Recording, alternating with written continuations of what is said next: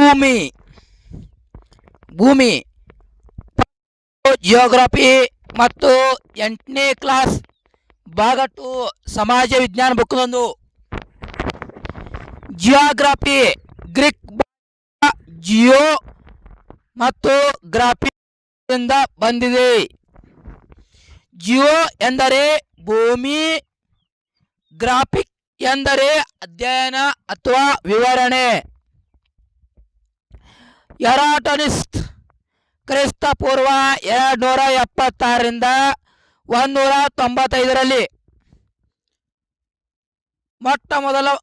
ಮೊಟ್ಟ ಮೊದಲಿಗೆ ಭೂಗೋಳಶಾಸ್ತ್ರ ಪದವನ್ನು ಬಳಸಿದನು. ಆದ್ದರಿಂದ ಇವನನ್ನು ಜಿಯೋಗ್ರಫಿ ಫಾದರ್ ಎನ್ನುವರು. ಮತ್ತು ಪ್ರಪಂಚದಲ್ಲಿ ಮೊದಲ ನಕ್ಷತ್ರ ಏರಿಸಿದನು. ಗ್ರೀಕ್ ತತ್ವಜ್ಞಾನದ ಇವನು ಮೊಟ್ಟ ಮೊದಲ ಬಾರಿಗೆ ಭೂಮಿಯ ಸುತ್ತಳತೆಯನ್ನು ಎಂಬ ಅಳತೆ ಮಾಪನದಿಂದ ಅಳೆದನು. 46,250 ಕಿಲೋಮೀಟರ್ ಎಂದನು. ಭೂಮಿಗೆ ಹೆಸರುಗಳು: ಜಲಗ್ರಹ, ನೀಲಿಗ್ರಹ, ಜೀವಗ್ರಹ, ವಿಶಿಷ್ಟ ಗ್ರಹ, ಮಾನವ ನಿರ್ಮಿತ ಹಸಿರುಮನೆಯ ಗ್ರಹ.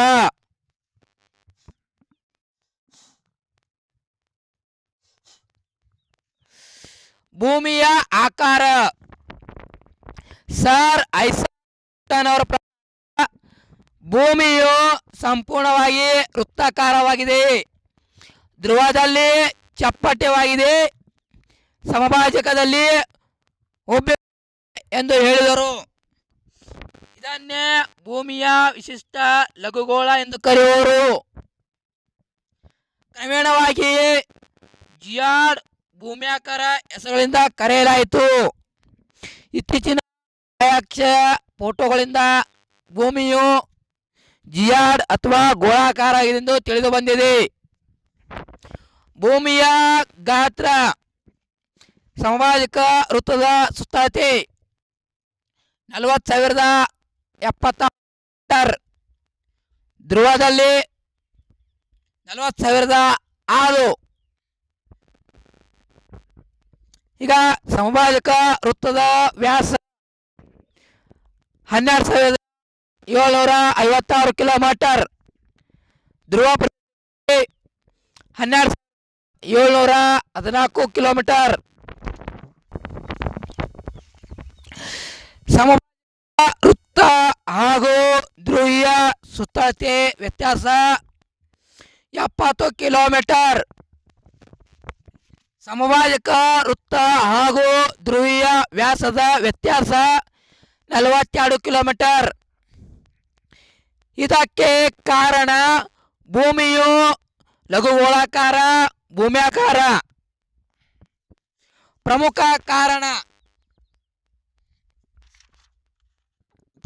ಕಾರಣ ಇದು. ಸೂರ್ಯನ ಪರಿಹಾರದಲ್ಲಿ ಭೂಮಿಯು 5ನೇ ದೊಡ್ಡ ಗ್ರಹ. ಭೂಮಿಯ ವ್ಯಾಸ: ಭೂಮಿಯು ಚಂದ್ರನಿಗಿಂತ 4 ಪಟ್ಟು, ಸೂರ್ಯನಿಗಿಂತ 107 ಪಟ್ಟು ಸಣ್ಣದು. ಭೂಮಿಯ ಒಟ್ಟು ಭೌಗೋಳಿಕ ಕ್ಷೇತ್ರವು 510 ದಶಲಕ್ಷ ಕಿಲೋಮೀಟರ್. ಅದರಲ್ಲಿ 361 ದಶಲಕ್ಷ ಚದುರ ಕಿಲೋಮೀಟರ್ ಅಥವಾ 78 ನೀರಿನಿಂದ ಕೂಡಿದೆ. ಇನ್ನು 149 ದಶಲಕ್ಷ ಚದುರ ಕಿಲೋಮೀಟರ್ ಅಥವಾ 29.22 ಕ್ಷೇತ್ರವು ಭೂಮಿಯಿಂದ ಕೂಡಿದೆ.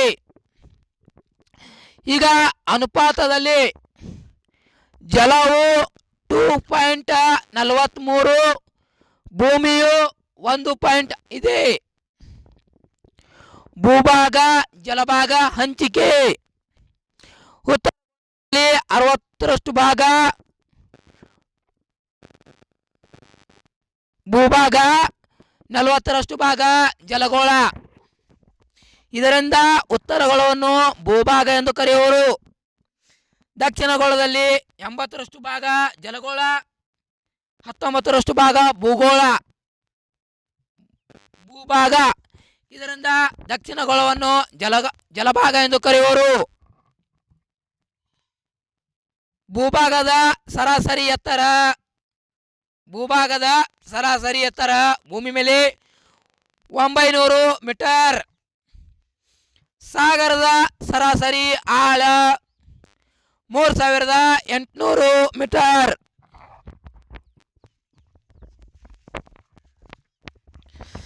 ಭೂಮಿಯ ಚಲನೆಗಳು: ಒಂದನೇದು ದೈನಂದಿನ ಚಲನೆ, ಎರಡನೇದು ವಾರ್ಷಿಕ ಚಲನೆ. ಒಂದನೇದು ದೈನಂದಿನ ಚಲನೆ. ದೈನಂದಿನ ಚಲನೆಯಲ್ಲಿ ಭೂಮಿಯು ಪಶ್ಚಿಮದಿಂದ ಪೂರ್ವ ಕಡೆ ಚಲಿಸುತ್ತದೆ, ತಿರುಗುತ್ತದೆ. ಇದನ್ನು ದೈನಂದಿನ ಚಲನೆ ಅಥವಾ ಭೂ ಅಕ್ಷ ಭ್ರಮಣ ಎಂದು ಕರೆಯುವರು. ಭೂಮಿಯು ತನ್ನ ಅಕ್ಷದ ಸುತ್ತಲೂ ವಾಸ್ತವವಾಗಿ 23 ಗಂಟೆ 56 ನಿಮಿಷ 4.09 ಸೆಕೆಂಡ್ ಕಾಲ ಬೇಕು. ಈ ಅವಧಿಯನ್ನು ನಾಕ್ಷತ್ರಿಕ ದಿನ ಎನ್ನುವರು. ಆದರೆ ಸೂರ್ಯನಿಗೆ ಸಂಬಂಧಿಸಿದಂತೆ ಭೂಮಿಯ ದೈನಂದಿನ ಚಲನೆ 24 ಗಂಟೆಯಾಗಿದೆ. ಇದನ್ನು ಸೌರ ದಿನ ಎಂದು ಕರೆಯುವರು. ಭೂಮಿಯ ದೈನಂದಿನ ಚಲನೆಯ ಸರಾಸರಿ ವೇಗ ಒಂದು ಅಕ್ಷಾಂಶದಿಂದ ಮತ್ತೊಂದು ಅಕ್ಷಾಂಶಕ್ಕೆ ವ್ಯತ್ಯಾಸ ಹೊಂದಿದೆ. 0 ಅಥವಾ ಸಮಭಾಜಕ ವೃತ್ತದ ಬಳಿ ಪ್ರತಿ ಸೆಕೆಂಡ್ ಭೂಮಿಯ ವೇಗ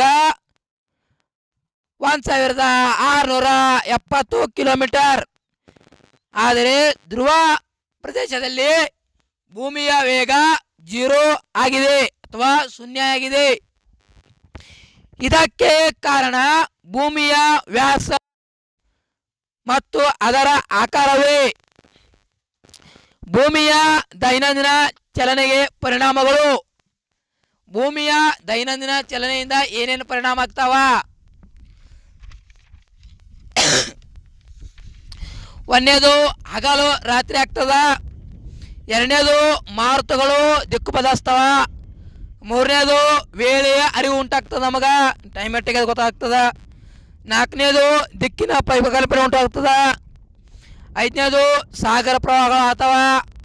ಆರನೇದು ಉಬ್ಬರ ಇಳಿತಾ ಹೋಗ್ತಾವ. ಏಳನೇದು ಕೊರಿಯಾಲಿಕ್ ಶಕ್ತಿ ಉಂಟಾಗ್ತದ. ಎಂಟನೇದು ರೇಖಾಂಶಗಳು ಗೊತ್ತಾಗ್ತಾವ. ನಮ್ಗ ಒಂದನೇದು ಹಗಲು ರಾತ್ರಿ. ಭೂಮಿಯು ಸ್ಥಿರವಿದ್ದರೆ ಹಗಲು ರಾತ್ರಿ ಆಗ್ತಿದ್ದಿಲ್ಲ. ಭೂಮಿಯು ಯಾವಾಗಲೂ ಒಂದು ಕತ್ತಲು ಒಂದು ಬೆಳಕಿನಿಂದ ಕೂಡಿರ್ತದೆ. ಒಂದು ಭಾಗವು ಭೂಮಿಯು ಯಾವಾಗಲೂ ಒಂದು ಭಾಗ ಕತ್ತಲಿನಿಂದ ಇನ್ನೊಂದು ಭಾಗ ಬೆಳಕಿನಿಂದ ಕೂಡಿರ್ತದೋ.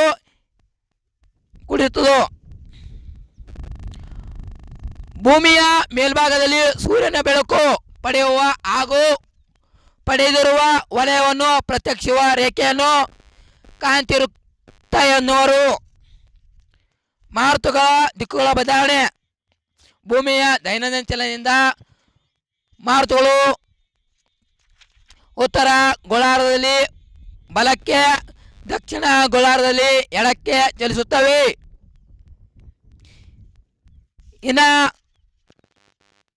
ಇನ್ನ ಭೂಮಿಯ ಆಕಾರ: ಭೂಮಿಯು ಅತಿ ವೇಗದ ಚಲನೆಯನ್ನು ಭೂಮಿಯ ಆಕಾರ ಮೇಲೆ ಪರಿಣಾಮ ಬೀರುತ್ತದೆ. ಇದರಿಂದ ಭೂಮಿಯು ಸಮಭಾಜಕದಲ್ಲಿ ಉಬ್ಬಿದೆ, ಧ್ರುವ ಪಟ್ಟಿಯಾಗಿದೆ.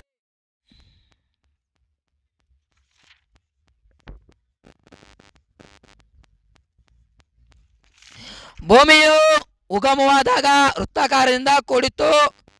ಗೋಳಾಕಾರ ಅಥವಾ ಜಿಯಾಡ್ ಆಕಾರಕ್ಕೆ ಬದಲಾವಣೆ ಹೊಂದಿದೆ. ನಂತರ ಅಂಡಾಕಾರಕ್ಕೆ ಬದಲಾವಣೆ ಹೊಂದಿರಬಹುದೆಂದು ಊಹಿಸಲಾಗಿದೆ. ಇನ್ನು ದೈನಂದಿನ ಚಲನೆ ಆಯಿತು. ಇನ್ನು ವಾರ್ಷಿಕ ಚಲನೆ. ವಾರ್ಷಿಕ ಚಲನೆ ಭೂಮಿಯು ತನ್ನ ಸುತ್ತ ಹಾಗೂ ಸೂರ್ಯನ ಸುತ್ತ ಸುತ್ತುವುದನ್ನು ವಾರ್ಷಿಕ ಚಲನೆ ಎನ್ನುವರು ಅಥವಾ ಭೂ ಪರಿಭ್ರಮಣೆ. ಭೂಮಿಯು ಸೂರ್ಯನನ್ನು ಸುತ್ತುವ ನಿರ್ದಿಷ್ಟ ಮಾರ್ಗವನ್ನು ಭೂ ಎಂದು ಕರೆಯುವರು. ಭೂಮಿಯು ಸರಾಸರಿ ಪ್ರತಿ ಸೆಕೆಂಡ್ಗೆ 29.8 ಕಿಲೋಮೀಟರ್ ಅಥವಾ ಪ್ರತಿ ಗಂಟೆಗೆ 1,07,000 ಕಿಲೋಮೀಟರ್. ಭೂಮಿಯು ಸೂರ್ಯನ ಸುತ್ತ ಪರಿಭ್ರಮಣೆ ಮಾಡಲು ತೆಗೆದುಕೊಳ್ಳುವ ಅವಧಿ 365 ದಿನಗಳು 6 ಗಂಟೆಗಳು 9.545 ಸೆಕೆಂಡ್ಗಳು. ಈ ಅವಧಿಯನ್ನು ನಾಕ್ಷತ್ರಿಕ ವರ್ಷ ಎನ್ನುವರು. ಭೂಮಿಯು ಸರಾಸರಿ ಅವಧಿ 365 ದಿನಗಳು 6 ಗಂಟೆಗಳಾಗಿವೆ. ಇದನ್ನು 1000 ವರ್ಷ ಎಂದು ಕರೆಯುವರು. ಭೂಮಿಯು ಸೂರ್ಯನ ನಡುವಿನ ದೂರ ಅಥವಾ ಅಂತರ 150 ಮಿಲಿಯನ್ ಕಿಲೋಮೀಟರ್. ಭೂಪಥವು ಅಂಡಾಕಾರವಾಗಿರುವುದರಿಂದ ಭೂಪಥದ ಎಲ್ಲ ಭಾಗದಲ್ಲಿ ಭೂಮಿ ಮತ್ತು ಸೂರ್ಯನ ನಡುವಿನ ಅಂತರವು ಒಂದೇ ಆಗಿರುವುದಿಲ್ಲ. ಆದ್ದರಿಂದ ಎರಡು ಆಗಿವೆ, ಒಂದು ನಿಶ್ವಾಸ ಒಂದು ಉಚ್ಛ್ವಾಸ. ಈಗ ನಿಶ್ವಾಸ ಅಂದರೆ ನಿಶ್ವಾಸ ಇದು ಜನವರಿ 3ಕ್ಕೆ ಬರುತ್ತದೆ. ಭೂಮಿಯು ಸೂರ್ಯನಿಗೆ ಹತ್ತಿರದಲ್ಲಿ ಕಂಡುಬರುವುದರಿಂದ ಇದನ್ನು ನಿಶ್ವಾಸ ಎನ್ನುವರು. ನಿಶ್ವಾಸ ಸಮಯದಲ್ಲಿ ಸೂರ್ಯನು ಭೂಮಿಗೆ ಸಮೀಪ ಕಂಡು ಬರ್ತಾನೆ. ಅದು ಎಲ್ಲಿ ಜನವರಿ 3 ತಾರೀಕಿಗೆ. ಅಂತರ ಎಷ್ಟು ಈಳಾಗ ಅಂತರ ಎಷ್ಟಿರ್ತಂದ್ರೆ 147 ಮಿಲಿಯನ್ ಕಿಲೋಮೀಟರ್. ಇನ್ನು ಉಚ್ಛ್ವಾಸ ಜುಲೈ 4 ಈಳಾಗ ಸೂರ್ಯನಿಂದ ಭೂಮಿಯು ದೂರದಲ್ಲಿರ್ತಾನೆ. ಎಷ್ಟಂದ್ರೆ 152 ಮಿಲಿಯನ್ ಕಿಲೋಮೀಟರ್.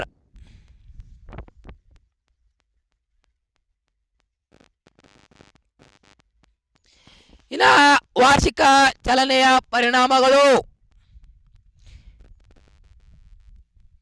ಒಂದನೇದು ಋತುಮಾನಗಳ ಆವೃತ್ತ, ಎರಡನೇದು ಅಕ್ಷಾಂಶ ಉಷ್ಣಾಂಶವನ್ನು ಗುರುತಿಸುವಿಕೆ, ಮೂರನೇದು ಹಗಲು ರಾತ್ರಿ ಅವಧಿಯಲ್ಲಿ ವ್ಯತ್ಯಾಸ, 4